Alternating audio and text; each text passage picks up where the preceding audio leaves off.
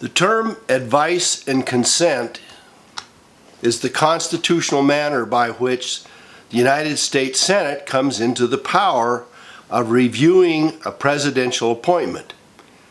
And it reads, the President shall have the power and by and with the consent, and by and with the advice and consent of the Senate shall appoint ambassadors, other public ministers and councils, judges of the Supreme Court, and all other officers of the United States whose appointments are not herein otherwise provided for.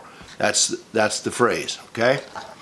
So, the advice and consent of the United States Senate to an associate justice of the Supreme Court has been forever a part of the Senate. And the Senate Judiciary Committee is the committee by which they do the review prior to advice and consent.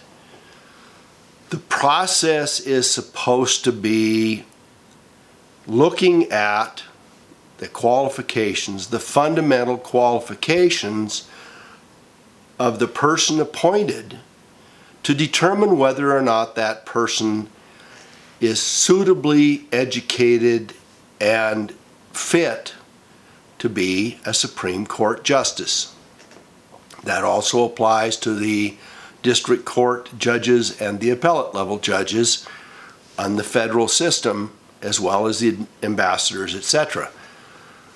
The process is understood to include that the president shall pick the person of the president's own choosing, and that the advice and consent is a review process by which the Senate either finds the person fit to serve or not fit to serve, but recognizing that the political leaning, the political persuasion, the constitutional constructs and construction of that person's thinking is going to, by necessity, conform more or less to the president in office. And over the last 30 years or so, as the Supreme Court justice appointments have become more and more important, it has become a process, a part of the process of the election of a president himself or herself. That is, that it is built into the network of electing a president that one of the important things that people as voters might consider is whether or not the president would choose a Supreme Court candidate of the choosing of that voter. And that's inherent in the process. Additionally, and I'm going to refer here to Lindsey Graham, for whom I give great credit today. I have often treated him as the Tweedledum part of the Tweedledee pair of my buddy No Name McStain. But over the last few weeks, Lindsey Graham has stepped up. And Lindsey Graham first stepped up when he examined Kavanaugh to determine whether or not the constitutional provisions for military tribunals, martial law, and emergency would include the possibility of military tribunals for persons who engaged in treason or acts against the federal government. That was a discussion we had a few weeks ago. Today, Lindsey Graham blew up. I didn't think he had it in him. And what he said was exactly right. He said, if you get on the Supreme Court, tell Kagan and Sotomayor, Justices Kagan and Sotomayor, hello for me. Why did he say that? Because Kagan and Sotomayor were nominated by Barack Obama. They are more liberal in persuasion. Their views conform more finely to those of former President Barack Obama, whether you like him or not, and they conform to the Democratic side, the politically Democratic side of the Senate, and their notion of who should be on the Supreme Court. But who voted for them? You know, that's the thing, is that they were voted in, both Kagan and Sotomayor were voted in by almost 2/3 of the Senate and by a significant number of Republicans, including Lindsey Graham. Why is that? Despite the fact that they, of course, are going to be in favor of abortion, of course they are. They are, of course, going to take a more social and liberal view of the Constitution. Of course they are. We know that. They wouldn't have been appointed by Obama had they not. But Graham voted for them. Why is that? He voted for them because they were qualified to be justices on the Supreme Court, and they conformed to the requirements, the knowledge, background, and requirements that the Supreme Court must have in order to have qualified people on it. So what have we seen instead? When Neil Gorsuch, who just was nominated a year and a half ago, came on to replace Scalia, the vote was 54-45, almost down the line, Republican and Democrat. Likewise, when Samuel Alito was nominated to take the place of Sandra Day O'Connor, the vote was 58-42. Almost all of the Democrats voted against. To the credit of the Democrats, most of them, or half of them, voted for John Roberts to be the Supreme Court Justice to replace Rehnquist. And that would have been 78-22. But when President Clinton nominated Breyer and Ginsburg's probably the most liberal justice that has been on the Supreme Court in 50 years, the votes were 87-9 and 96-3. Ginsburg received all but 3 votes of the Republicans in the United States Senate at the time that she was nominated. Clarence Thomas barely won, 52-48. David Souter was 90-9. So the problem is that this has become more and more polarized, and what Lindsey Graham said today is a pox on you Democrats for doing what you've done.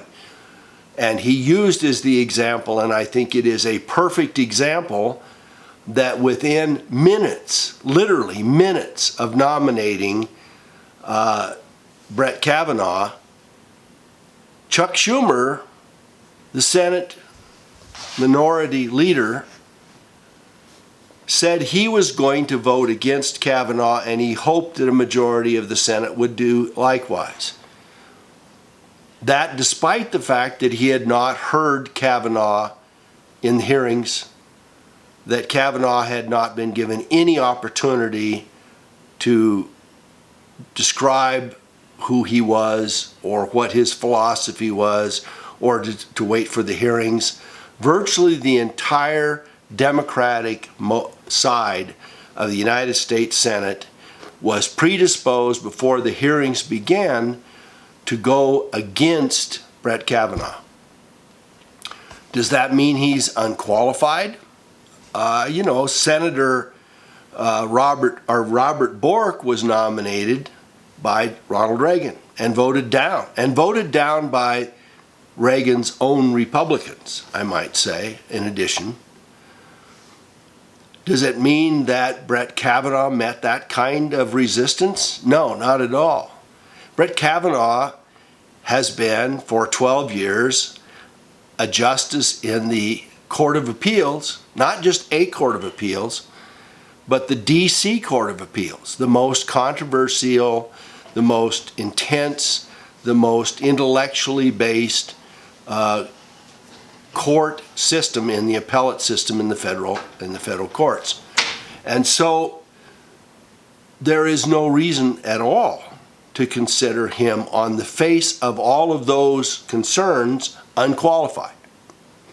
So then up comes a claim that there is sexual misconduct in teenager, 17-year-old Brett Kavanaugh in high school, that he was squirreling around with a girl and at some level attempting to get her outer clothing off to get to her swimming suit, her one-piece swimming suit, and that he was incredibly inebriated and was with a friend of his, and the two of them were laughing and giggling and playing, and so drunk that when they wrestled with each other at one of the times they piled on with her on the bed, they rolled over and began wrestling with each other, which would tell me that even if you assumed arguendo that those claims were in fact true, it hardly constitutes a primal charge of sexual assault. But assuming that that meets some criteria, one could say that. So Lindsey Graham also brought out, and this is the second part of it, because when Dick Durbin, the Democrat, came forward with his turn to cross-examine Kavanaugh as part of the hearing that was held today, an extraordinary late hearing that was held today, Durbin kept pounding away at Kavanaugh saying, won't you ask the president and the Senate to withhold approval for you until there is a new FBI investigation. Now, this is a guy who has had 6 investigations, who has been in the public eye for over 20, perhaps 25 years, has been in public office and has held the highest level of security clearance in the government as a close aide of George W. Bush. Do I like the fact that Kavanaugh is a former George Bush guy? No, I don't, and I've told you this. But the truth of the matter is he has been as finely investigated as could possibly be imagined. And as he pointed out today, that the FBI will not, first of all, it can't investigate it as a crime because it's not a federal crime, even if it were a sexual assault. Number 2, it is something for which they would not give an answer. They're not going to say, yes, there was a sexual assault, or no, there wasn't. They're going to say, here are our findings. Here are the people we talked to. Make of it what you wish of the report. And number 3, of course, it would give no information. But what's more than that, and this is what Graham pointed out, and again, I give him credit for it, is this. Durbin kept pounding away. Why don't you ask for more time? Why don't you ask for more time? When the leading Democrat on the Judiciary Committee, Senator Dianne Feinstein, has known about this charge since the end of July. So did she request an FBI hearing? No. Did she discuss it with Senator Grassley, the chairman of the committee, and ask him for a confidential investigation?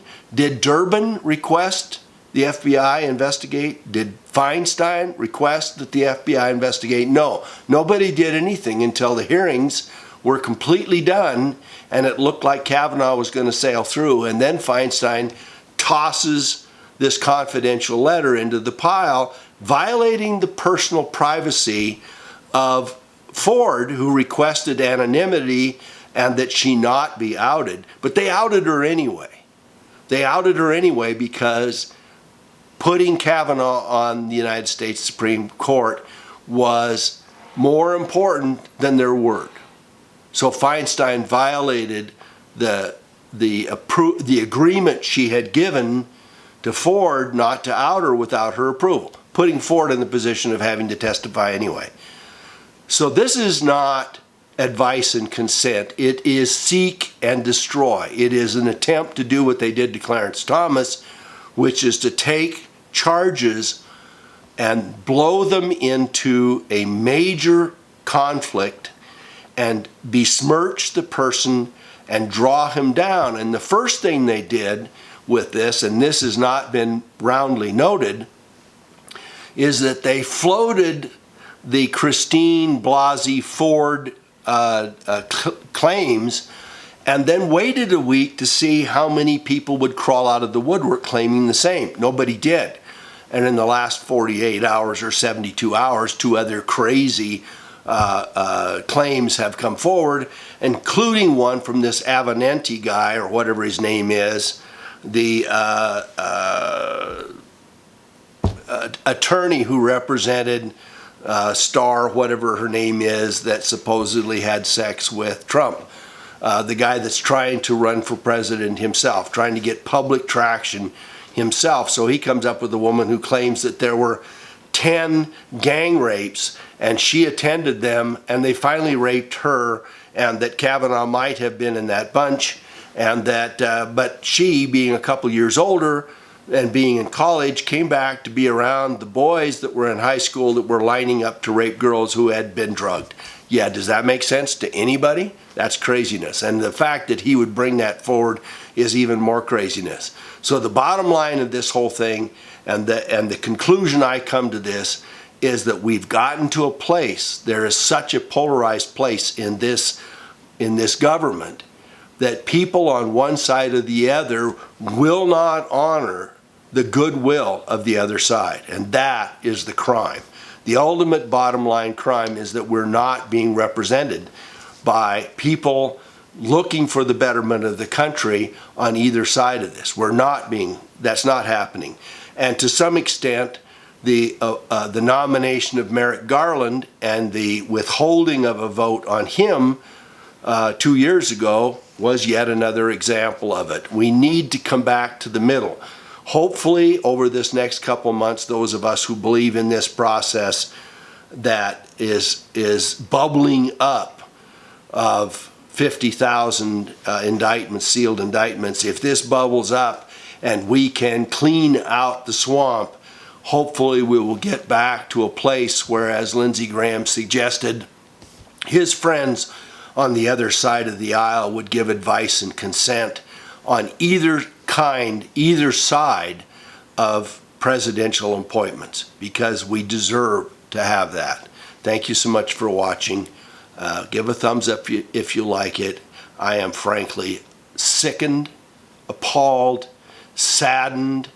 I feel the underpinnings of our constitutional system are being dragged into the mud, and it appalls me. But give a thumbs up if you like the report. Thank you so much for watching.